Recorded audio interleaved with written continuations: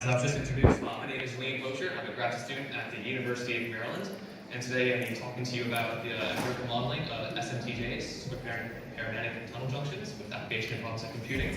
This work is a collaboration between our French colleagues here at the CEA SpinTech, and they are creating SMTJs, which are these multi-layered semiconductor devices, which are then given to our next colleagues, which are taking experimental data of the devices, looking at the voltage time trace of the voltage difference across the SMTJ, while myself and my advisor are working on building empirical models that are trying to obtain quantitative and qualitative metrics that are able to reproduce the data in a manner that is not able to be done similarly from first principles. So the main idea of what we're trying to do, we want to build a model that's going to replace this SMTJ in a physical circuit that's going to be used in a circuit simulation that will enable us to rapidly prototype next generation hardware. So you might be asking yourself the question, well, what is an SMTJ? Well, as I mentioned before, an SMTJ is a multi-layered semiconductor device, which in this configuration here in this cartoon is constituted of 3 different layers. These 3 layers have, one of them is a fixed magnetization, M, and their separating layer it insulates the fixed magnetization layer from a free magnetization layer, where the specific magic happens between these 2 layers here, which enables, in this configuration, a bistable fluctuations between the aligned state, which is parallel, and 3 layers of fixed, and misaligned state, which is the 3 layer here having a spin which is anti-correlated with the fixed magnetization. So with this device, you can run a current through it, which will allow the free magnetization to either align or anti-align, and if you tune the insulating barrier just right, thermal fluctuations at room temperature can drive oscillations between the parallel or anti-parallel states. And with that, you can actually create a true random number generator, which is controllable and engineerable with the current I, with application, for example, to stochastic rounding, stochastic computing, and also probabilistic computing, which can be used to address some of the problems that quantum computing can be used for as well. Which is simpler to implement in our perspective in the near term at large scale, due to the fact that these devices are operational at room temperature. Similarly, the problem that probabilistic computing can attack is simulated annealing, which solves icing-like problems, which many NP hard problems can be recast at. So what does an actual voltage time series look like when you actually put these devices in the actual lab? So what we're showing here is voltage time trace for one of these devices, and that was made in France and then sent to NIST. Where we have the horizontal axis here, time, and the vertical axis, voltage across the device. The parallel state is at the lower voltage level here. The anti-parallel state is the level up here. This experiment was characterized with the following parameters: with sample time of 25 nanoseconds between each experimental level sample, and then the total experimental time being around half a second or so.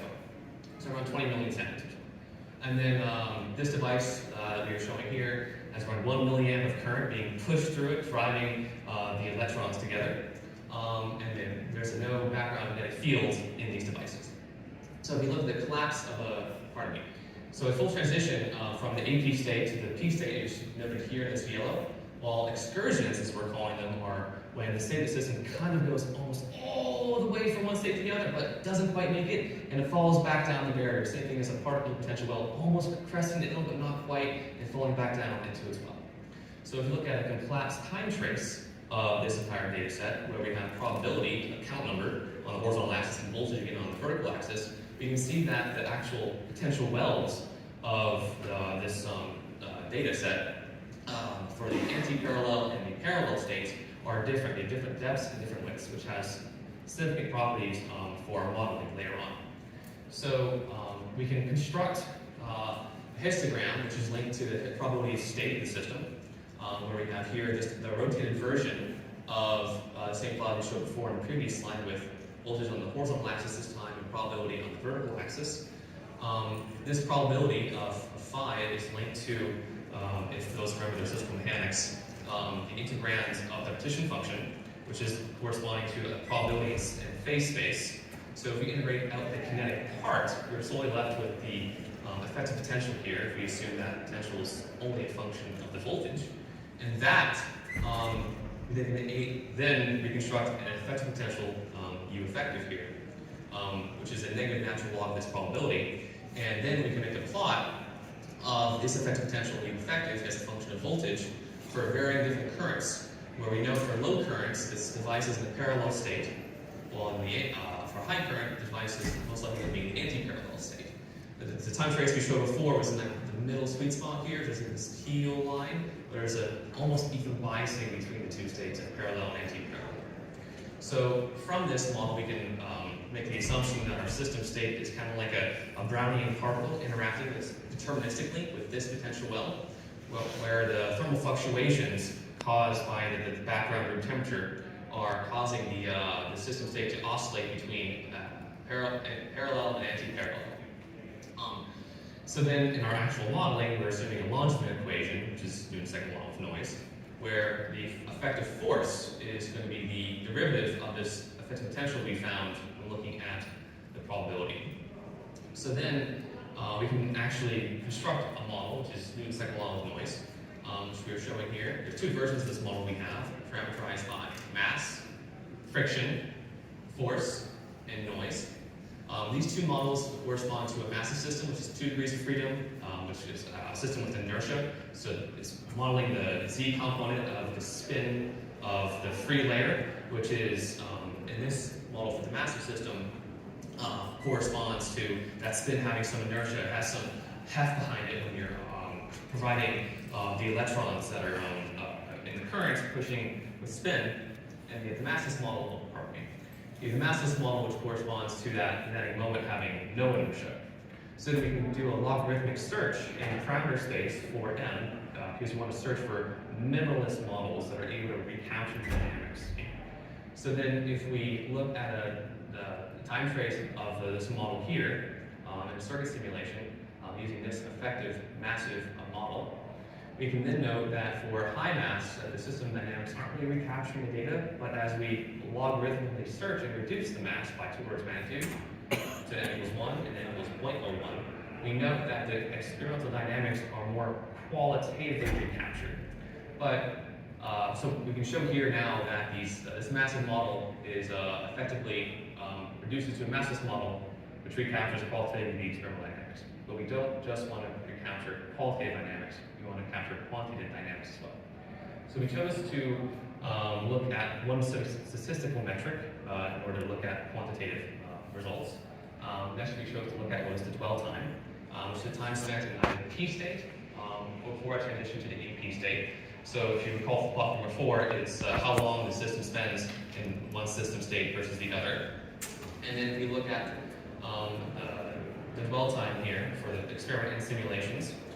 We have on the horizontal axis dwell time in microseconds, where we observe semi-log behavior, which corresponds to an exponential distribution for about 10 microseconds onward. On the vertical axis, the number of counts. We observe in this semi-log plot semi-log behavior, exponential behavior, which corresponds to Markovian memoryless behavior of the system. But if we look at short times, we note that there's a different behavior going on. So if we zoom in and plot that on a log-log plot, we observe a power law distribution, which the simulation here is able to recapture quite well in terms of the overall characteristic, which indicates memory, and we believe is linked to the excursions from before, where the system state is almost quite getting over the barrier, but not quite, it falls back down again. You may note that the shoulder here, it doesn't exactly coincide with the simulation and the model, simulation of the experiment, which is due to the arbitrary model timescale and also our maximum dwell time that's observed in the experiment.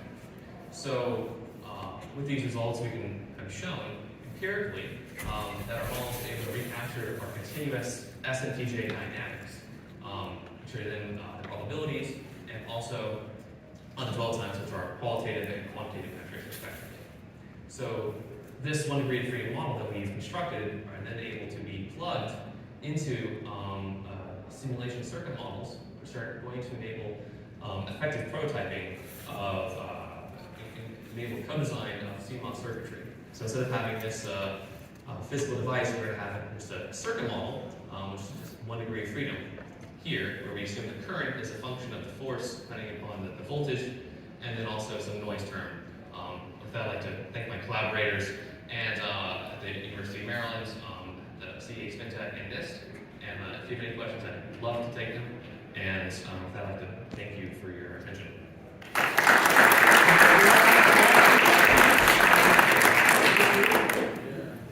How sensitive is this to temperature? You're not accepting room temperature, that would be something to be predicted. That's a great question. And so if you note in one of the prior slides, in slide 3, we had the histogram for the effective potential as a function of the current, and that was incredibly sensitive. If you only go off at like 0.02 milliamps, the potential that we could reconstruct it looks different. So you're exactly right. And the thermal fluctuations are what drives this device. So if you vary the temperature, yes, you do observe different dynamics. Yes? So the next speaker, please, comes. One last question. Okay. You want the statistics? So you've done chaotic or assuming sort of order of time series analyses for current? Partially, yes. So we did look at the cross correlation and other metrics. We also looked at time delay coordinates as well. And so the system in and of itself is chaos is a deterministic phenomena. There's randomness going on here, so by definition it's not chaotic. But if you took away the noise, maybe it wouldn't be. So it's the noise here is effectively reconstructing dynamics of a very high dimensional system, but we only have access to one variable. And so if we had access to all the electrons passing through the device that are imparting their spin and their charge on these materials, then yes, you could definitely be probably chaotic. But we only have one degree of freedom model here, so that there's chaos isn't necessarily the right question to ask. You can reconstruct chaos systems in a way. Yes, and we've done that with a couple things. So pardon me, we have performed that. We haven't done a specific analysis in terms of like the outcome of expos or something like that. Okay, we have to move the discussion to break, but thank you very much. Thank you.